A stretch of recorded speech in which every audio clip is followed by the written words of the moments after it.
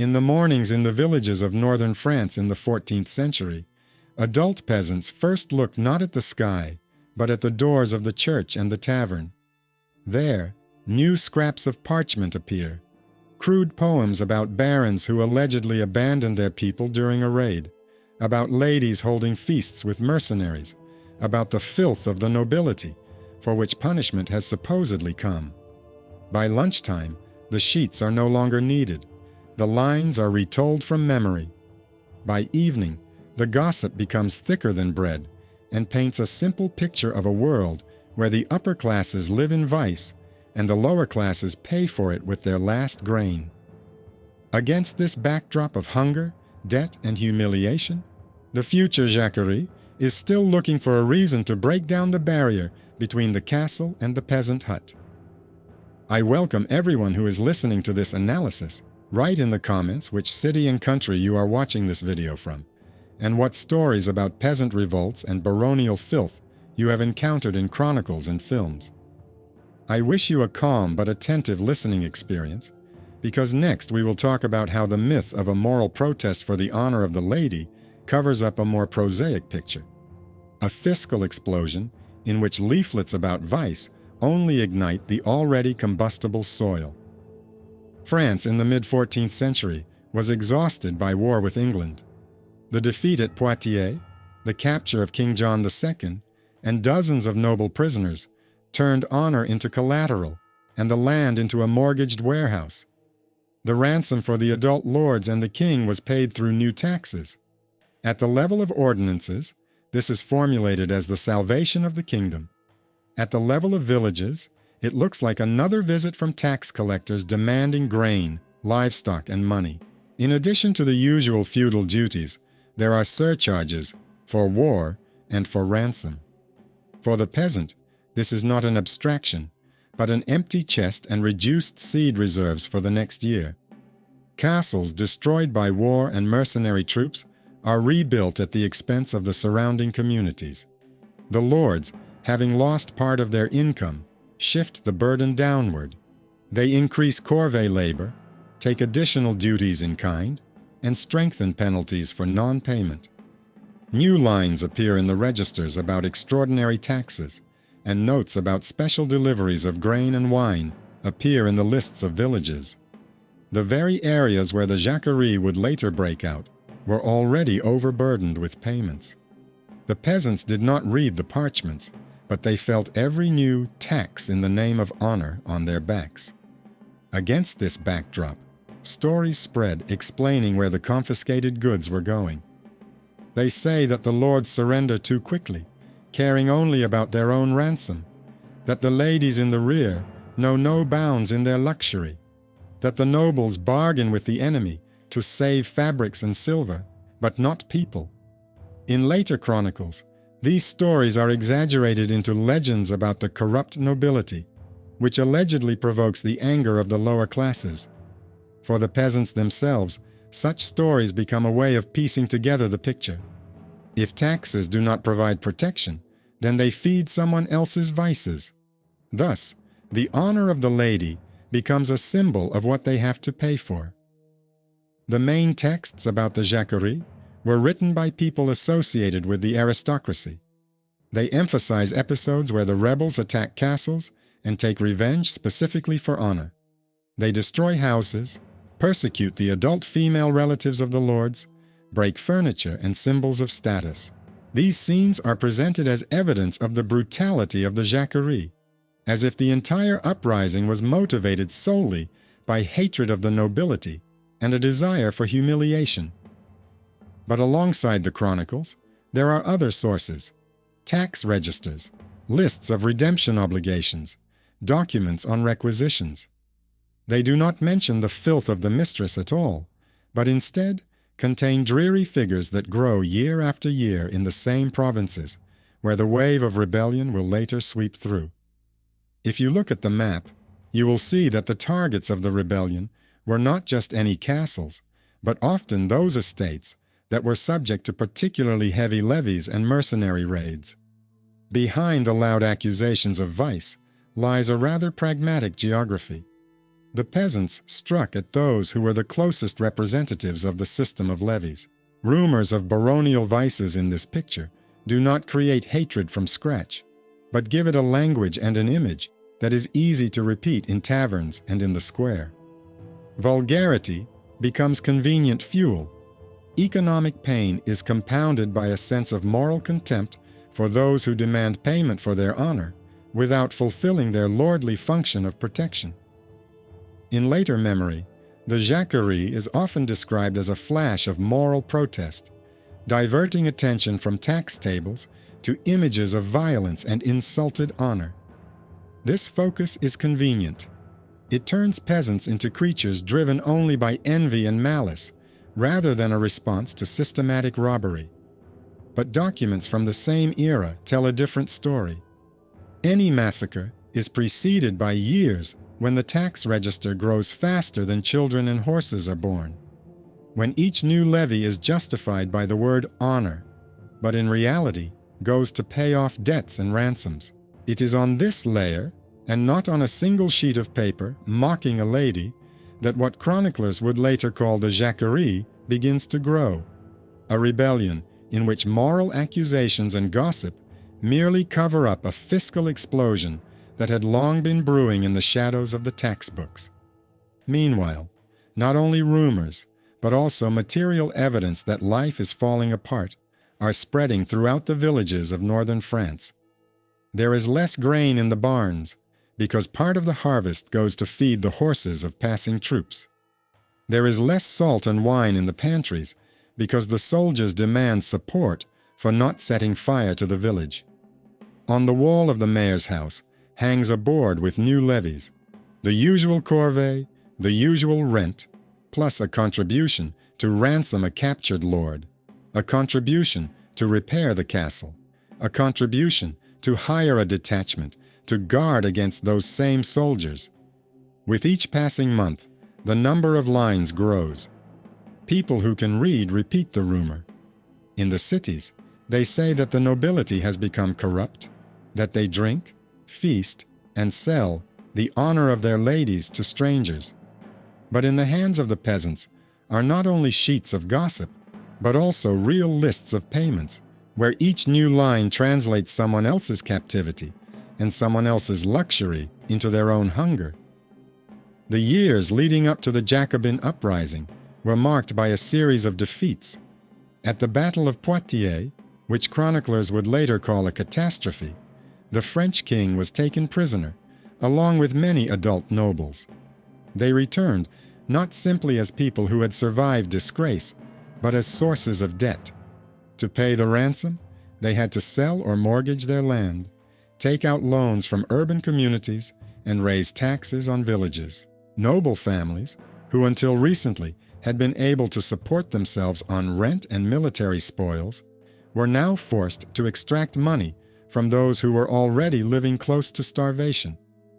In some provinces, new forms of taxation are emerging: special taxes on each household, a special duty for the right to grind grain at the Lord's mill, and voluntary donations for the benefit of prisoners. At the same time, the war continues.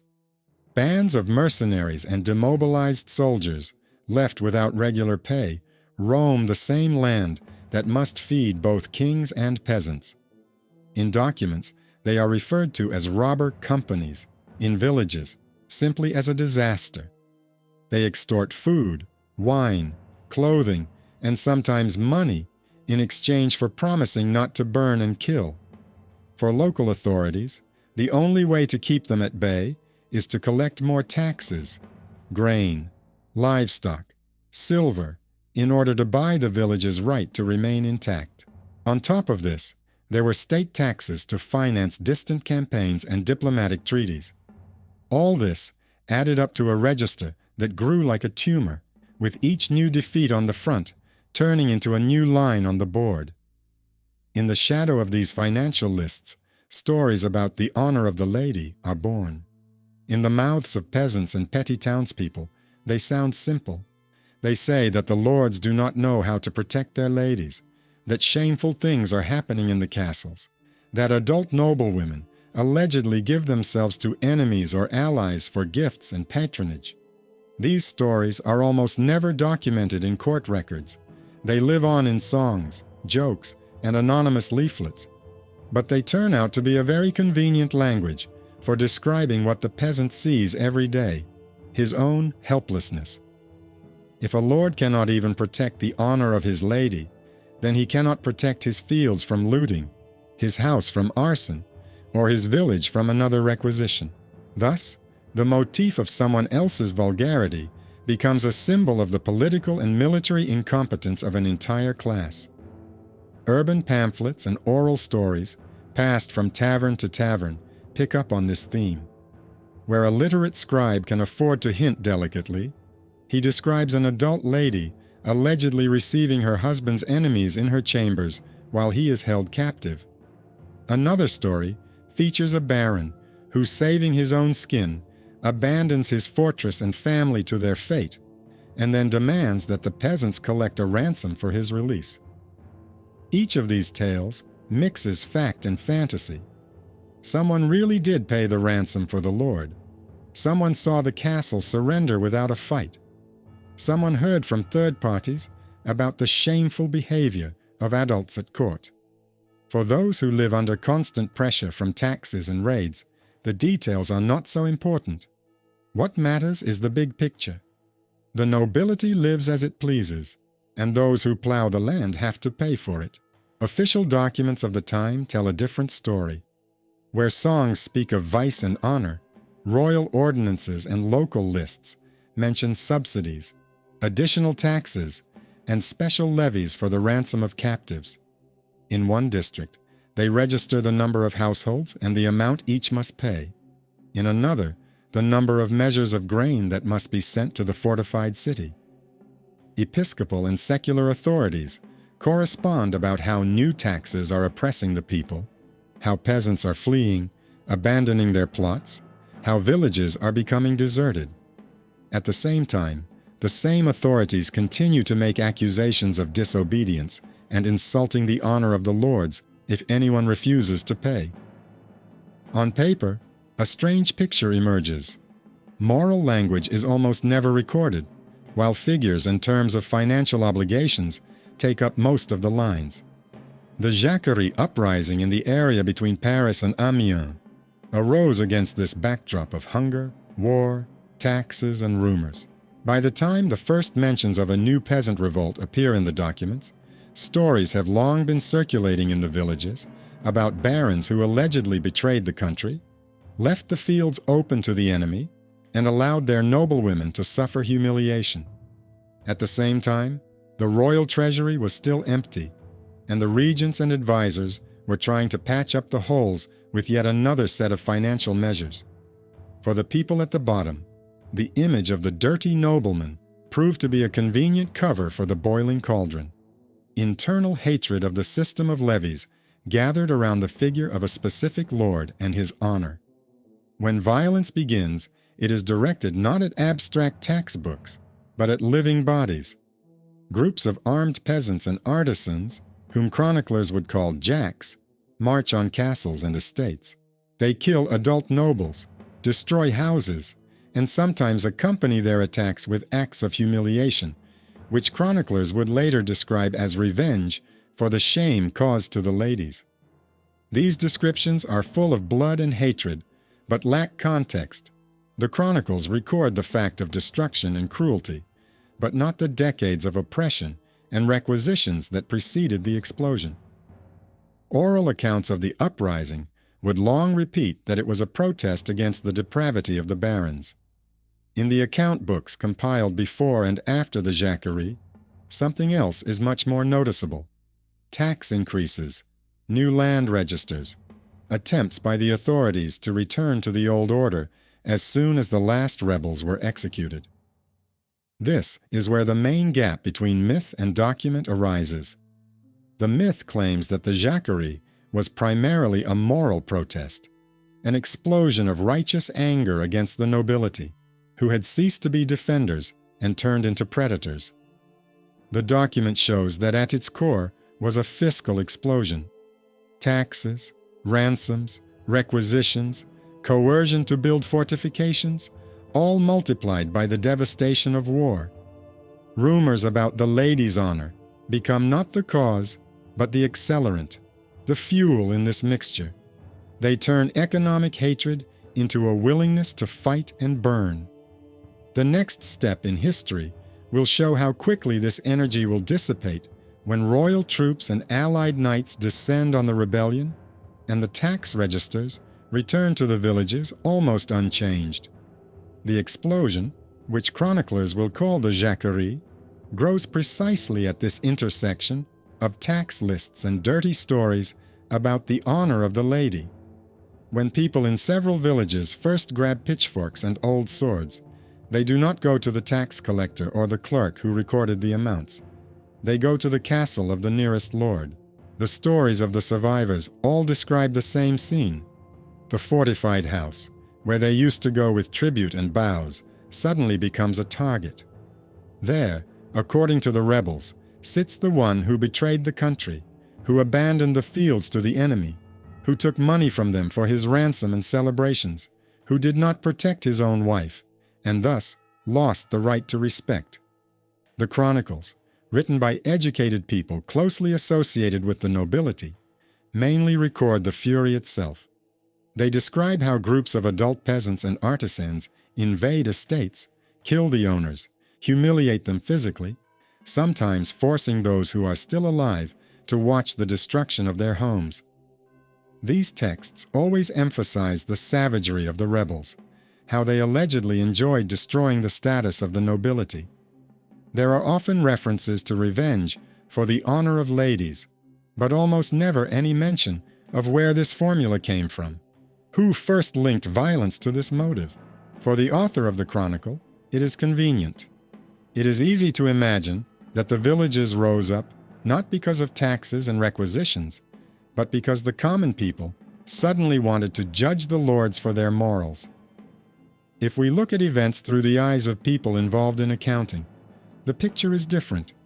In the same provinces where the Jacqueries broke out, the amounts demanded from each household had been growing for several years in a row in parish and royal registers. There, it is clear how, after the capture of the king and the great lords, additional taxes were introduced for their ransom, and how, under the guise of protection from roving bands, additional levies were imposed for the maintenance of local garrisons. Some documents specifically list how much bread, how much wine, and how many coins must be collected from each farm. Others record fines for those who were unable to pay on time. There is not a word about the honor of the lady in the pages of these books, only bare figures and legal formulas that effectively attach the village to the debt bag from above. At the same time, rumors about the baron's filth continue to spread. In roadside taverns, in courtyards in front of churches, and in village markets, people retell stories of how adult women allegedly took in enemies or mercenaries, how knights fled the battlefield, abandoning their castles, wives, and peasants. In these stories, the bodies of ladies and gentlemen serve merely as symbols. They are a convenient way of explaining that the nobility no longer fulfills its basic function, that of protection. Thus, the motif of vulgarity and shame becomes an accessible language for those who do not understand the intricacies of financial policy, but are well aware of how quickly the granaries are emptying. When the first groups of Jacques leave the villages, they carry this mixture of images with them. They know the names of the lords who demanded extra bread from them as ransom. They remember the people who came with seals and orders. But at the moment of direct confrontation with the castle, a different vocabulary comes into play. They talk about shame, about dishonor, about how the lady allegedly suffered humiliation. In written sources, this sounds like an attempt to justify the massacre. In oral accounts, it sounds like a way to explain to oneself why the blow should be directed not only against offices with papers, but also against the bodies of those who personify the old order.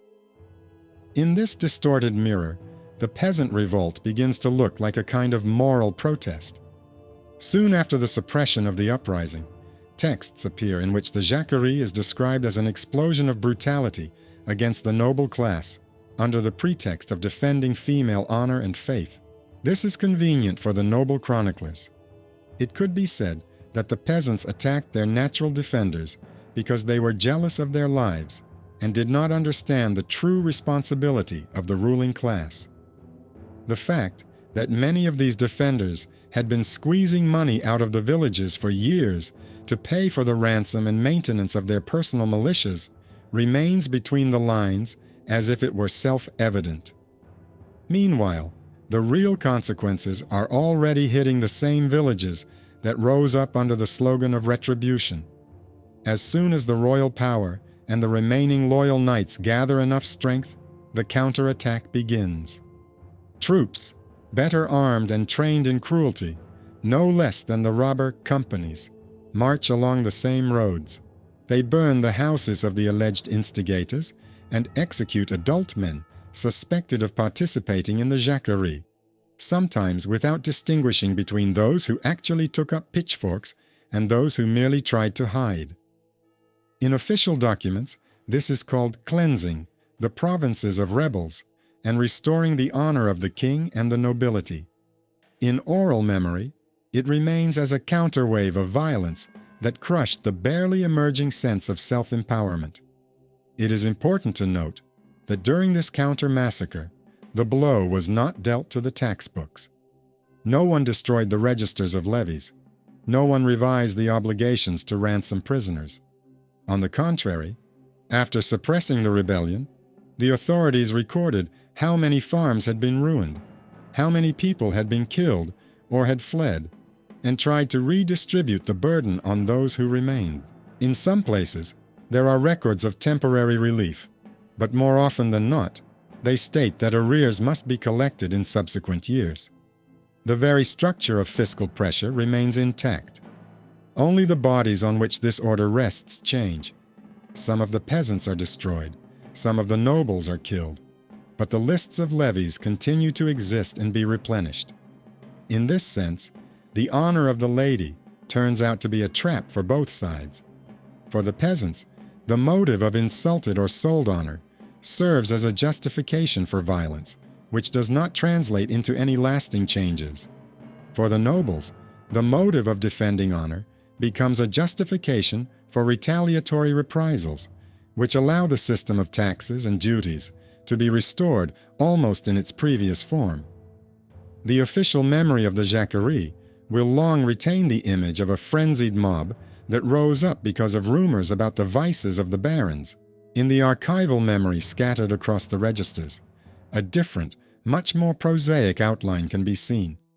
The increase in levies leading up to the rebellion, a brief interruption in their collection during the unrest, then their resumption under reinforced military cover. Step by step, it becomes clear that the vulgarity in this story was really just fuel. It clothed in images what, on an economic level, looked like a debt pit dug by war, captivity, and endless ransoms. Rumors about how barons supposedly dishonored their ladies helped people explain to themselves why those they paid no longer deserved fear or respect. But when the smoke from the burned estates cleared, the main documentary trace of the Jacqueries was not the destruction of the ladies' honor, but the further consolidation of a fiscal system in which the same villages were once again reduced to numbers on the pages of royal and seigneurial books. It was precisely this contradiction between the loud myth and the silent register that would set the stage for the final stage of history: suppression, followed by almost no reforms, only even tighter control over those who once dared to turn their grievances into weapons. After the defeat of the Jacqueries, a sticky silence descends on the same villages. Burnt manors stick out like charred boxes, twisted beams lie in the ashes, but that is no longer the main thing. The main thing is in the new records. The registers of duties are rewritten as if nothing had happened. The names of new owners appear in place of the murdered lords, alongside the amounts of fines and compensation for damages. There is no anger or blood in the documents, only numbers, dates, and references to royal ordinances on restoring order. The royal power turns the memory of the rebellion into a tool of intimidation. Chronicles and leaflets describe the Jacqueries as an outbreak of brutality by adult peasants, relishing scenes of slaughter and the defiled honor of the lady. There is almost no mention of ransom taxes, requisitions, or ruined barns. In real tax books, on the contrary, fiscal lines are clearly visible. Extraordinary levies for the war, additional taxes, attempts to squeeze more grain and coins out of already ruined districts. For officials, the conclusion is simple. It is dangerous to leave levies to the discretion of private barons. It is better to centralize them, but not to abolish them. Part of the tax rights flows to the king's agents, but the burden on adult peasants remains essentially the same. At the parish level, memory is reinforced through the language of sin. Priests associate the Jacqueries with envy and disobedience, repeating stories about vicious barons as a convenient explanation for poverty. For the village, the rebellion remains for a long time in the form of a legend for honor, rather than a conversation about the structure of levies. People remember how they went to the castle with pitchforks, but less so how they paid ransom for the captured lord for years and endured requisitions. Thus, a sincere sense of moral protest obscures the economics of violence, and defeat is experienced as a return to the natural order, where some are born to pay and others to collect. Centuries later, historians opening up the sources see this gap clearly. One body of texts consists of chronicles and stories about baronial vices, insulted ladies' honor, and the cruelty of adult rebels. Another body of texts consists of notebooks with tax registers and documents on ransoms, where the Jacqueries is almost invisible, but the growth of levies and debts is clearly visible. In the mythological layer, the rebellion looks like a moral protest. In the documentary layer, it looks like a fiscal explosion that changed nothing in the mechanics of taxation. Between them lies human experience. Rumors of honor did indeed lead to murders, but after the massacre, the same books still lay on the collectors' tables, only with new handwriting and the same numbers that adult peasants still had to pay. For the nobility and royal officials, the memory of the Jacqueries quickly became a convenient bogeyman, an example of how savage adult peasants could supposedly destroy order in an instant. In treatises, it was cited as proof that commoners, once armed and fed with rumors, become a threat. There, legends about the violated honor of the lady were eagerly repeated, with almost no mention of what filled the peasants' storerooms of accounts. In later stories, it was not slogans that dominated the villages, but images of fire and punitive detachments. But even there, revenge on the barons was mentioned more often than the dry language of taxes. The royal power learned to take advantage of this division. The Jacqueries became an example used to frighten anyone who spoke of revising duties. Any demand could be presented as a step towards a new massacre. At the same time, the version of a moral protest from below remained advantageous. It allowed people to talk about envy and the vice of the lords, but not about the structure of taxation, requisitions, redemption fees, and tariffs on mills and bridges. Thus, the language of honor, which had once flared up in the days of the massacre, continued to mask the simple arithmetic of extracting money from adult taxpayers. In practical politics after the rebellion, it was precisely this arithmetic that was reinforced. Officials saw that a baron who personally wrested the last oats from the peasants for his ransom was too conspicuous. This meant that it was more profitable to turn the levies into an impersonal stream. More and more payments went directly to the crown and its agents, leaving the lords with a guaranteed share. For adult peasants, this changed little. Instead of a specific hated face, they increasingly faced a nameless collector with a seal. Hatred is more difficult to direct, and the system is more difficult to break. At the same time, the language used to justify violence from above was also changing. Early accounts of the suppression of the Jacqueries readily mentioned punishment for encroaching on the honor of the lady. In later ordinances, formulas about restoring public peace, road safety, and normal tax collection came to the fore. Moral rhetoric receded into the background, giving way to dry words about order and property. The authorities effectively acknowledged that the foundation of peace was not honor, but the smooth functioning of the fiscal and judicial mechanisms. For adult peasants, the result looked like a vicious circle, where they broke chests and towers, new seals, new inventories, and new garrisons soon appeared, paid for at their expense. The idea of reforming serfdom hardly ever appeared in documents. At most, there were temporary concessions for ruined villages, offset by increased levies in neighboring districts.